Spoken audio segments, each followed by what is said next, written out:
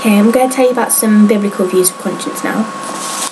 Firstly, just going to give some quotes. So, God blesses those whose hearts are pure, for they shall see God. There's also, what goes into man's mouth does not make him unclean, but what comes out of his mouth, that is what makes him unclean.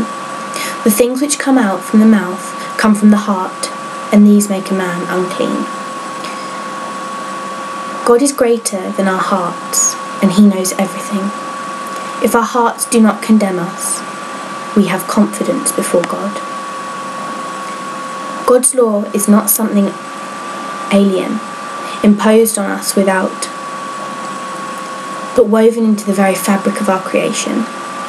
Hopefully in those quotes you can kind of see some echoing of, or the origin really, of like Aquinas' views, Newman's views and Butler's views.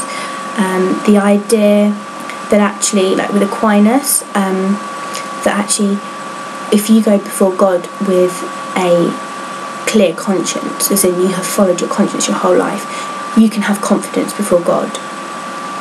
Also, the idea that God's law is not something alien, it's woven into the fabric of creation. This echoes with Newman, Butler and Aquinas, the idea that actually each and every single person, regardless of faith, has the God-given faculty of conscience, and they need to use that to be able to see the divine, discover the divine law. The biblical description of conscience, well, Augustine of Hippo writes that it's an innate faculty which reveals God's moral law. It's quite important to note with Augustine that he's got some funny ideas based on his, what's called his theodicy, his justification of the fall and God's creation. Because Augustine argued that when God created everything completely perfect, nothing was wrong. Garden of Eden state, brilliant. But what happened is when Eve ate from the tree of knowledge of the fruit from the tree of knowledge of good and evil, what happened is it was almost like a huge, you'd call it maybe a universe earthquake happened, where God and our universe were together, but then they shift apart, and that is all our fault. And so Augustine believed that when Eve did that, we threw ourselves spinning off the divine course and hurled into this existence here. Now, so that explains moral evil, and he explained natural evil by, when this happened, angels fell from heaven when Eve ate of the tree of knowledge of good and evil, and angels fell out from heaven, and they kind of landed on the earth, and this caused the volcanoes and earthquakes and tsunamis. They called the geological shift towards natural evil. But it's still our fault. Okay, so with Augustine's theodicy, you just have to remember that it's our fault.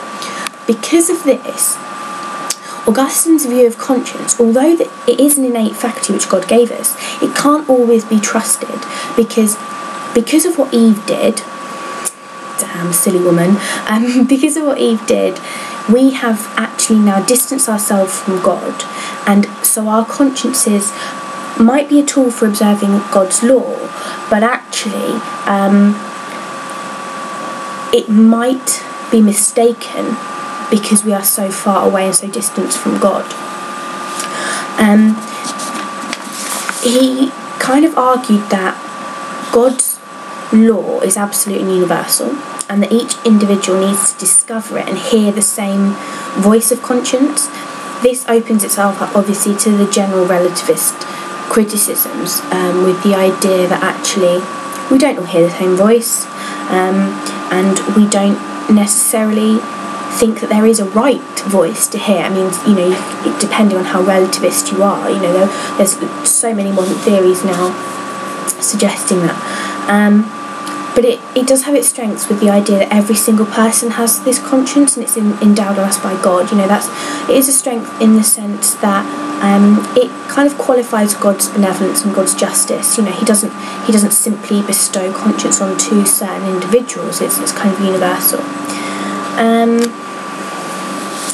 Now, Aquinas doesn't take the fall so significantly, and he says that the fall it basically didn't shift us completely away from God, although it did take us away slightly, not so much that we now have a distorted view of the world.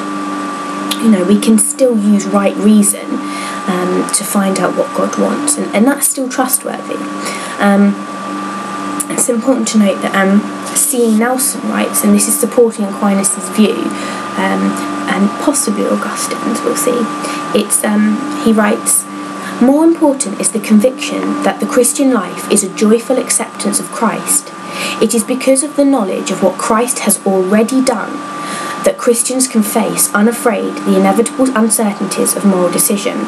And what Nelson is saying there, and what Aquinas accepts as well, is that actually when Christ died for man's sins, the gap between God and humanity was breached, and we regained a level of understanding with God, and a level of acceptance which enables us to trust our reason, to trust our consciences, which Augustine, you could argue, is possibly being a little bit shirty about. He's still saying, do what your conscience says, you can't do anything else. But actually, because of what we are, inherently immoral kind of beings, there is a big problem with that.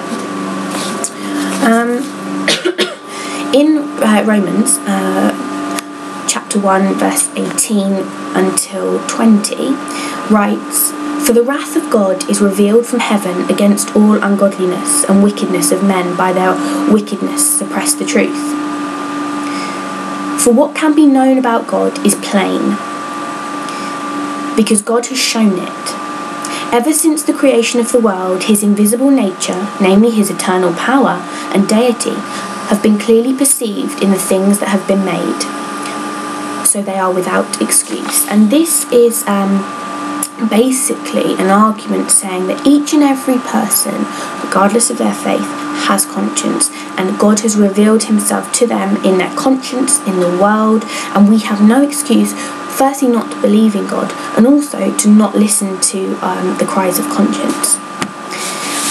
The biblical views, as with all kind of areas in the ethics course and philosophy course, religion, the Christians always cover all the bases. You've got fundamentalists, liberals, conservatives. They always manage to have a finger in every pie. So it's important to remember that the biblical views, although there are a lot within the Bible suggesting the idea of an innate faculty, a universal faculty, and the idea of Christ and regaining the relationship with God, you will have Christians in every single denomination that have varying views, and so it's important to remember when talking about biblical views about anything that you need to be aware that it's not going to be accepted with the whole of the Christian faith. It's like the Catholics and the idea that conscience comes first above the Pope. Protestants don't accept the Pope, and so there's always a group of individuals who will contest the other's belief. So apart from that though, biblical conscience, pretty okay, because you can just quote Bible text.